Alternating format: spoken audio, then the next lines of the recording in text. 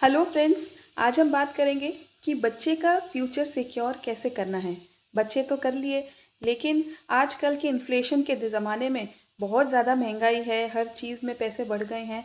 तो अपने बच्चे का फ्यूचर सिक्योर कैसे करना है, आज हम उसी के बारे में बात करेंगे।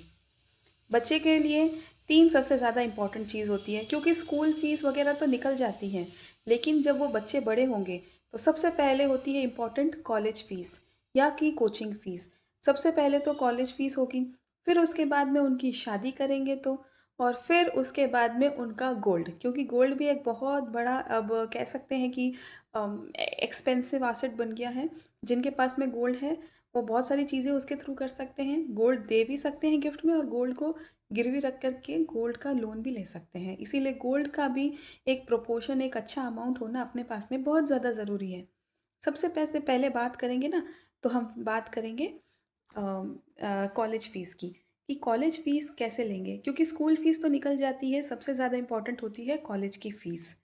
कॉलेज फ़ीस के लिए आप करेंगे स्टार्टअप, एसआईपी स्टार्ट करेंगे 3,000 रुपये की। अगर आपने 3,000 रुपये की एसआईपी स्टार्ट की है, तो 20 साल बाद में आपको ज़्यादा अच्छा अमाउंट नहीं मिलेगा, और इन्फ्लेशन से अगर कैलकुलेट करें तो वो 2 या 3 लाख ही निकलता है।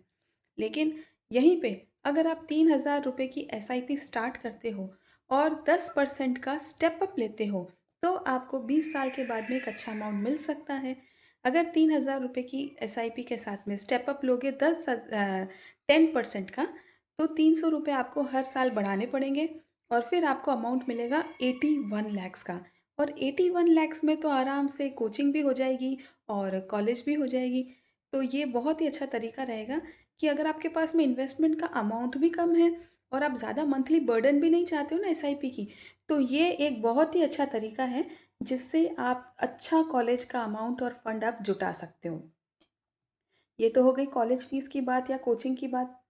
फिर अगर अब हम गोल्ड की बात करें, तो गोल्ड के लिए आप ये काम कर सकते हो कि हर साल, मतलब मंथली नहीं, हर साल आप 5 ग्राम की गिन्नी ले लो, गोल्ड कॉइन ले लो, गोल्ड बॉन्ड्स बाय कर लो, कुछ भी आप कर सकते हो। इससे अगर आप 25 साल में भी अगर अपनी बेटी की शादी कर रहे हो, बेटे की शादी कर रहे हो ना, तब 125 ग्राम्स ऑफ गोल्ड आपके पास में रह जाएगा। 125 ग्राम्स गोल्ड तो तब के इन्फ्लेशन के अकॉर्डिंग बहुत ज़्यादा हो जाएगा। अभी ही अगर 5 ग्राम गोल्ड की बात करें तो अराउंड 65,000 टू 80,000 का आता है। तब तो बहुत ज़्यादा ही उसकी रेट हो जाएगी। इस तरीके से अगर आप ईयरली इतने 5 ग्राम गोल्ड लोगे, जब भी आपको बोनस मिले, चाहे दिवाली का बोनस मिल रहा है या कभी गोल्ड की रेट कम हो गई है, तो 5 ग्राम गोल्ड लेकर के रख लो। तब फिर 125 ग्राम्स हो जाएगा 25 साल तक। अगर 27 में भी करो तो 135 ग्राम्स हो जाएगा। अच्छा खासा गोल्ड का अमाउंट हो जाएगा। तब आप गोल्ड ले सकते हैं।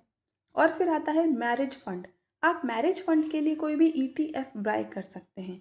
आप ईटीएफ में जितना अच्छा पैसा लगाओगे और जितना डाइवर्सिफाइड करोगे, उतने ही अच्छे आपको रिटर्न्स मिलेंगे। या फिर मैरिज के लिए आपको कोई रिस्क वाला प्लान नहीं लेना है ना, तो थोड़े से पैसे इकट्ठे करके आप थोड़ी लैंड ले सकते हो।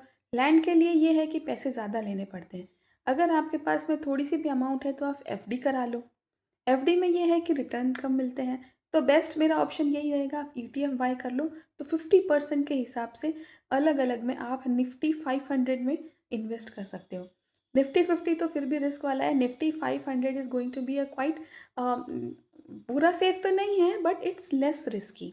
इसीलिए आप निफ्टी 500 के ईटीएफ में इन्वेस्ट करेंगे, और हर साल आप 10-10 हज़ार रुपये भी इन्वेस्ट करते जाएंगे, तो आपको मैं 25 साल की एज में भी या 27 साल की एज में भी अच्छा खासा आपको मैरिज का अमाउंट मिल जाएगा, अराउंड 50 लाख रुपए। तो ये थी वीडियो आज अपने बच्चे को फ्यूचर सिक्योर करने की। अगर वीडियो पसंद आई तो कमेंट करो, लाइक करो, शेयर करो, एंड प्लीज़ डू सब्सक्राइब।